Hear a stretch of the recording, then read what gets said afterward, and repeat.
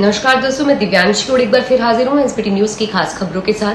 पेश है आज 16 मई 2025 शुक्रवार शाम 7:15 बजे राजस्थान की बड़ी खबरें। ऑपरेशन सिंदूर पर भारत का पक्ष रखने के लिए केंद्र सरकार सभी दलों के सांसद को विदेश भेजेगी।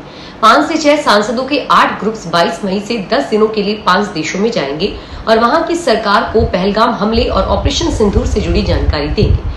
मीडिया रिपोर्ट्स के अनुसार विदेश दौरे पर अलग अलग पार्टियों के सीनियर सांसद ग्रुप को लीड करेंगे। कांग्रेस सांसद शशि थरूर को एक ग्रुप लीड करने का मौका मिल सकता है और विदेश मंत्रालय का एक अधिकारी और एक सरकारी प्रतिनिधि भी साथ जाएंगे। ये delegation America, Africa, Qatar, UAE जाएंगे और वहां पाकिस्तान के साथ जारी तनाव और आतंकवाद के खिलाफ भारत का रुख बताएंगे। रक्षा मंत्री राजनाथ सिंह ने कहा है कि ऑपरेशन सिंदूर अभी खत्म नहीं हुआ है, ये तो बस ट्रेलर है। समय आएगा तो पूरी पिक्चर दुनिया को दिखाएंगे। ऑपरेशन सिंदूर की सफलता के बाद रक्षा मंत्री ने पहली बार गुजरात के भुज एयरफोर्स स्टेशन पर पहुंचे थे।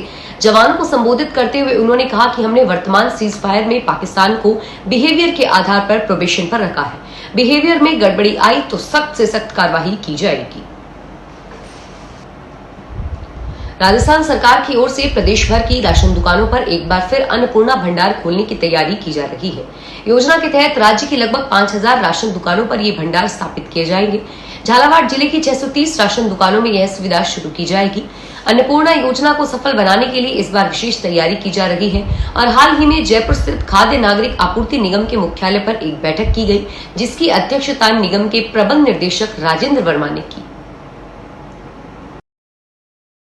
नीट यूजी एग्जाम एक बार फिर विवादों में घिरा हुआ नजर आ रहा है। मध्य प्रदेश हाईकोर्ट की तरफ से नीट पर रोक लगा दी गई है और ऐसे में मेडिकल कॉलेज में एडमिशन का इंतजार कर रहे युवाओं का बड़ा झटका लगा है। एमपी हाईकोर्ट के फैसले के बाद नीट यूजी परीक्षा के रिजल्ट का दौर इंतजार और करना पड़ सकता है। यूजी में परीक्षा के रिजल्ट पर एमपी हाईकोर्ट की तरफ से रोक लगाई गई है। बता दें कि एमपी के इंदौर में नीट परीक्षा के दिन हुई भारी बारिश के बाद परीक्षार्थियों को कठिनाई का सामना करना पड़ा। छात्रों का कहना है कि एग्जाम सेंटर की लाइट काफी देर तक चली गई, इस वजह से कई छात्रों का पेपर साफ नजर नहीं दिखा। राजस्थान में भ्रष्टाचार निरोधक ब्यूरो ने शुक्रवार को खैरथल तिजारा जिले की मुंडावर तहसील के मातोर इलाके में पटवारी अशोक कुमार को एक मामले में 1000 रुपए की रिश्वत लेते हुए गिरफ्तार किया। एसीबी के महानिदेशक डॉक्टर रवि प्रकाश मेहरड़ा ने बताया कि परिवादी ने एसीबी चौकी को शिकायत दी कि पटवारी द्वारा उनकी भाभी के बच्चों के नाम विरासत का इंतकाल खोलने के नाम पर 2000 रुपए की मांग कर उसे परेशान किया जा रहा है। राजस्थान प्रशासनिक सेवा परिषद ने जैसलमेर के जिलाधिकारी प्रताप सिंह के खिलाफ मोर्चा खोलते हुए मुख्यमंत्री भजनलाल शर्मा को कड़ा पत्र लिखा है। परिषद ने प्रताप सिंह पर वरिष्ठ अधिकारियों के साथ बार बार दुर्व्यवहार और प्रशासनिक शक्तियों के दुरुपयोग जैसे कई गंभीर आरोप लगाए हैं। परिषद ने चेतावनी दी है कि यदि जल्द ही कार्रवाई नहीं हुई तो राज्य भर के आरएसएस अधिकारी हड़ताल पर चले जाएंगे। एग्रीकल्चर में बीएससी करने वाली छात्राओं को राजस्थान सरकार 1 लाख रुपए देगी। 4 साल के पाठ्यक्रम के लिए हर साल 25,000 रुपए मिलेंगे। यह राशि छात्रा के सीधे बैंक खाते में आएगी। इसके अलावा कृषि के अन्य कोर्स करने पर भी यह प्रोत्साहन राशि दी जाएगी। यह योजना प्रदेश के सभी जिलों में लागू की गई है। राज्य किसान सारथी पोर्टल पर पंजीकरण के साथ संबंधित संस्था प्रधान की ई साइन सर्टिफिकेट जारी करेंगे। इसमें बताया गया है कि छात्रा किस कक्षा में अध्ययनरत है और साथ ही संस्था प्रधान यह भी सर्टिफाई करेंगे कि छात्रा ने फिर से उसी कक्षा में प्रवेश नहीं लिया है और वह अनुत्तीर्ण तो नहीं हुई।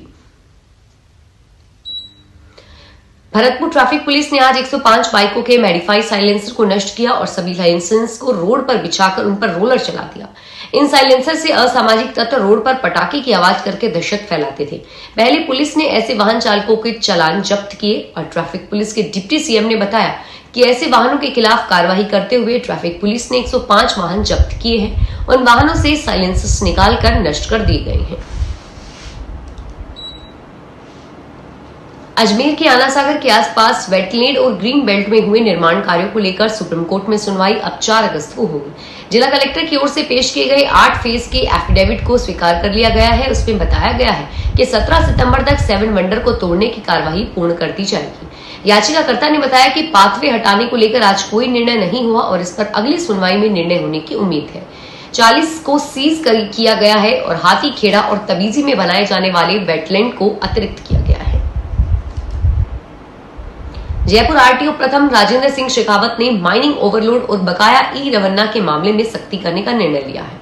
2000 से अधिक ट्रकों का पंजीयन निलंबित होने की संभावना है, क्योंकि करोड़ों रुपए के ई खन्ना चालान लंबित हैं। एमएसटी स्कीम के बावजूद वाहन चालकों ने बकाया राशि जमा नहीं कराई, जिसके चलते धारा 53 के तहत नोटिस जारी किए गए हैं। आरटीओ ने 25 मई तक बकाया राशि जमा कराने के निर्देश दिए, अन्यथा कड़ी कार्रवाई की जाएगी। और वहीं जयपुर से नेपाल के लिए कनेक्टिविटी भी सुलभ होगी, क्योंकि वाराणसी से काठमांडू के लिए फ्लाइट सेवा शुरू की जा रही है। उदयपुर में नींबू के मोल भाव के दौरान युवकों को सब्जी बेचने वाले पिता और बेटे से विवाद हो गया। मामला इतना बढ़ गया कि अपने साथियों के साथ मिलकर लाठी डंडों से जमकर मारपीट करके भाग गया। घटना से आक्रोशित व्यापारियों ने भी ठेलों में आग लगा दी। मामले की सूचना पर एसपी योगेश गोयल और एएसपी उमेश ओझा जाप्ते के साथ मौके पर पहुंचे। एएसपी योगेश गोयल ने बताया कि 5 से 7 युवकों ने हथियार डंडे के साथ सब्जी विक्रेता के साथ मारपीट की। इस दौरान कुछ लोगों ने सब्जी लगाने में 1-2 गुमटी में आग लगा दी और फायर ब्रिगेड को बुलाकर आग को बुझाया गया। जालोर के भादरा जून थाना क्षेत्र में एक बहू अपनी सास के सोने चांदी के गहने घर से चोरी करके फरार हो गई। पीड़ित के छोटे भाई ने थाने में मामला दर्ज कराया और आरोपी बहू को पकड़कर कार्रवाई की मांग की गई। भादरा जून में सेलड़ी निवासी जोगाराम ने 14 मई को थाने में बताया कि उसके छोटे भाई हीराराम का परिवार सायला की शादी के समारोह में गया हुआ था। हीराराम बकरियां चराने गया हुआ था। इसी दौरान पीछे से उनके बेटे की बहू ने घर के अंदर रखी पेटी का ताला तोड़कर उसमें रखे सासू के गहने और सोने चांदी के जेवर चुरा लिए। जोधपुर शहर में पानी की किल्लत है और आप लोग मुझे गलत रिपोर्ट दे रहे हैं। एसआई साहब, इतना अनुभव है आपका, जनता को पानी देकर राहत दिलाने का काम करोगे तो पानी की शिकायतें कम होंगी। मारवाड़ इंटरनेशनल सेंटर में जिला स्तरीय जन सुनवाई में कलेक्टर गौरव अग्रवाल ने पीएचईडी के अधिकारियों को लताड़ लगाई। उन्होंने कहा कि आप लोगों ने बताया कि शहर में पानी की किल्लत नहीं है, लेकिन पानी सप्लाई नहीं होने से शिकायतें आ रही है। उन्होंने शहर वित्त के एसआई से कहा कि पानी की सप्लाई निरंतर होनी चाहिए, पानी की सप्लाई का कैलेंडर जारी किया जाए। मानसून को देखते हुए अजमेर नगर निगम ने शहर में जर्जर भवनों के खिलाफ कार्रवाई शुरू कर दी है। शुक्रवार को मलूसर रोड बावड़ी के नजदीक एक जर्जर भवन को ध्वस्त किया गया। निगम ने एक माह पूर्व ही भवन पर नोटिस चस्पा किया था, लेकिन मालिक के जवाब नहीं देने पर यह कार्रवाई की गई। नगर निगम के कनिष्ठ अभियंता ने बताया कि G1 श्रेणी का यह भवन काफी वर्षों से जर्जर अवस्था में था। मालिक के सामने न आने पर निगम ने अपने स्तर पर कार्रवाई की। डूंगरपुर में बार एसोसिएशन के वकीलों ने शुक्रवार को कलेक्ट्रेट पर प्रदर्शन किया। वकीलों ने 79 एडीजे पदों पर भर्ती में एक भी वकील का चयन नहीं होने पर विरोध जताया। बार के अध्यक्ष सिद्धार्थ मेहता के नेतृत्व में वकीलों ने नारेबाजी की। मेहता ने बताया कि एडीजे पदों पर न्यायिक अधिकारी को प्रमोशन दिया जा रहा है। यह प्रमोशन ऐसे अधिकारियों को दिया जा रहा है जो परीक्षा में पास नहीं हुए हैं। वकीलों ने अपनी सुरक्षा को लेकर भी चिंता जताई। उन्होंने कहा कि कई बार धरना प्रदर्शन के बाद भी सरकार ने वकीलों की सुरक्षा के लिए कानून पास किया। फिलहाल इस बुलेटिन में इतना ही और फिर हाजिर होंगे तमाम बड़ी खबरों के साथ। धन्यवाद।